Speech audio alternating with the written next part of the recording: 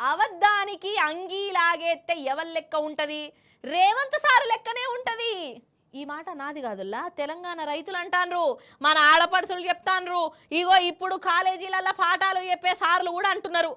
పాపం రేవంత్ సారు ఆఖరికి వాళ్ళను కూడా మాటలతోని మత్పరిచి మోసం చేసిండట. అందుకే యూనివర్సిటీలే బంద్ పెట్టిర్రోల్లో లెక్చరర్లు.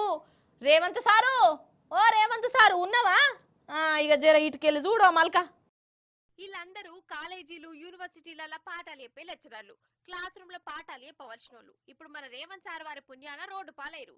వీళ్ళు ఎన్నాళ్ళ సందో కాంట్రాక్టు లెక్చరర్లుగా పనిచేస్తురోళ్ళ. మన రేవంత్ సార్ ఏమనే ఓట్లకు ముందు ఏమనడోళ్ళ లెక్చరర్లను పర్మనెంట్ చేస్తా అన్నడా? ఇక రేవంత్ సార్ మాటలను రైతులు, ఆడపడుచులు, నిరుద్యోగులు నమ్మినట్టే ఈ లెక్చరర్లు కూడా నమ్మిరు. కానీ ఇప్పుడు నట్టెట మునిగినట్టయింది.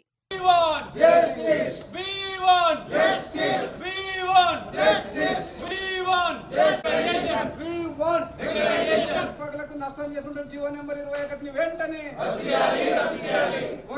కాంట్రాక్టర్ జవాబుల ఐక్యత. ప్రభుత్వం వచ్చి ఏడాదిన్నరాయే కానీ ఇప్పటిదాకా ఊయి లేదు కూయి లేదు. మాటిచ్చినట్టు పర్మనెంట్ చేయాలని ఎంత మొత్తుకున్నా పాపం ఈ సార్ల బాధ వినేటోళ్ళు లేరు. అందుకే తెలంగాణలో ఉన్న అన్ని యూనివర్సిటీలలో ఉన్న లెక్చరర్లు రోడ్డు మీదకి వచ్చి ధర్నాలు చేసిరు. న్యాయం కావాలని నిరసన చేసిరు. సార్లు ఏమంటారు ఇనూరు మీరు? ఇప్పుడు ప్రభుత్వం ఏం చెప్పేసింది? గతంలో ప్రతిపక్షంలో ఉన్నప్పుడు ఏమనుందంటే వెంటనే కాంట్రాక్ట్ టీచర్లందరినీ రెగ్యులైజ్ చేసి విశ్వవిద్యాలయాన్ని బలోపేతం చేయాలన్నటువంటి ఇప్పటి ప్రభుత్వము ఇప్పుడేమంటుంది? GOMS నెంబర్ 21 తీసుకొచ్చి విశ్వవిద్యాలయాల్లో రిక్రూట్మెంట్ చేయాలంటున్నది.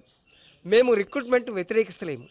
మా డిమాండ్ ఏంటంటే ముందు మమ్మల్ని పరిగణలోకి తీసుకున్న తర్వాత మా సర్వీసులను మొత్తం క్రమబద్ధీకరించిన తర్వాతనే రిక్రూట్మెంట్కి పోండి. రిక్రూట్మెంట్ కావాలి, అయితేనే విశ్వవిద్యాలయాలు అభివృద్ధి చెందుతాయి. కానీ మా పరిస్థితి ఏంది? మాకు అన్ని అర్హతలు ఉన్నాయి, రెగ్యులర్ టీచర్ల కంటే ఎక్కువ అర్హతలు ఉన్నాయి. మొత్తం రాష్ట్రంలో ఉన్న 12 విశ్వవిద్యాలయాల్లో కాంట్రాక్ట్ టీచర్ల నెంబరే ఎక్కువ ఉన్నది. మేము చేయబట్టే విశ్వవిద్యాలయాలు నడుస్తూ ఉన్నాయి. అటువంటప్పుడు మా పొట్టగొట్టడం ఎంతవరకు సమంజసము? అత్యంత పారదర్శకంగా 3 మెన్ కమిటీ ద్వారా ఇక్కడ ఉన్న ప్రతి ఒక్కరం కూడా హైలీ క్వాలిఫైడ్, ఎడ్యుకేషనల్ క్వాలిఫైడ్తో ఉండి మేము ఇక్కడ రిక్రూట్ కాబడ్డాము. ఇక్కడ ఈ యూనివర్సిటీస్ ఇంత మంచిగా ఫ్లరిష్ కాగలిగినామంటే దానికి కారణము కాంట్రాక్ట్ అధ్యాపకుల కృషి మాత్రమే.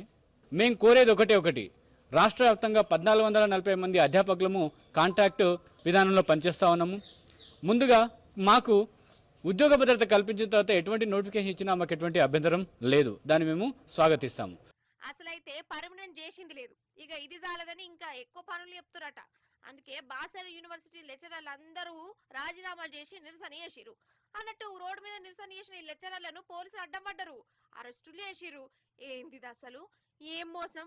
అసలు మాట ఇచ్చుడెందుకు? ఇచ్చిన మాట నిలబెట్టుకోకుండా ఉల్టా అరెస్టులు, కేసులు పెట్టుడింది. అసలు నాకు తెలియక అడుగుతున్నా, ఈ ఏడాదిన్నర సంధి మన తెలంగాణలో మోసపోనో లేవలు చెప్పురి. ఏదో మార్పు అని నమ్మోట్లెత్తే మార్పు అంటే ముంచుడే, మత్పరిచుడే అన్నట్టు చేసుడేంది అని గరమైతుర్రు.